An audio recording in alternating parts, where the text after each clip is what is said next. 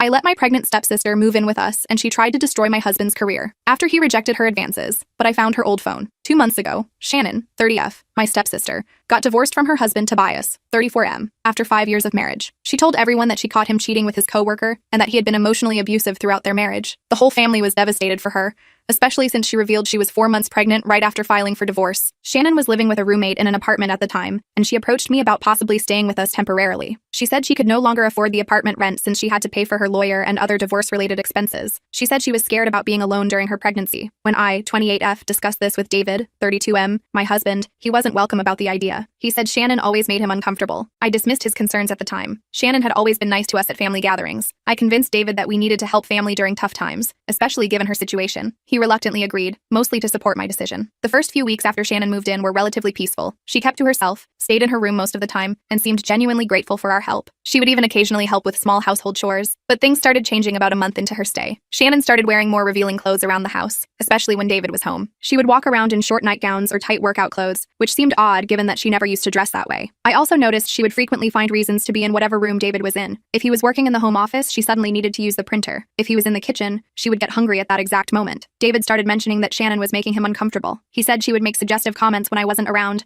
like asking if he ever thought about what it would be like with someone else, or saying how lucky I was to have such a handsome husband. She would also find excuses to touch him, brushing against him in the hallway, touching his arm while talking, or asking for help reaching things she could easily get herself. I hate to admit it, but I didn't take his concerns seriously enough. I thought he was being oversensitive and told him she was probably just being friendly. Last week, I decided to throw Shannon a baby shower. She had been talking about feeling sad that she wouldn't get to celebrate her pregnancy properly because of the divorce, so I wanted to do something nice for her. I invited family members and some of her close friends. The shower itself went well. Everyone seemed to have a good time. Shannon appeared happy, and there were no obvious issues, but everything fell apart the next day. Shannon posted a long message on social media claiming that David had been sexually harassing her throughout her stay with us. She said he would make inappropriate comments when I wasn't around, deliberately walk in on her in the bathroom, and try to touch her whenever possible. The worst part was her claim that during the baby shower, David had cornered her in the kitchen and tried to forcefully kiss her, stopping only when he heard someone coming. My family's reaction was immediate and brutal. My stepmom Claire called me screaming, saying she always knew there was something off about David and that she couldn't believe I had let a predator into our family. My dad sent me a text saying he was disgusted with both of us and needed time to process this. Shannon's friends started flooding David's social media with hateful messages,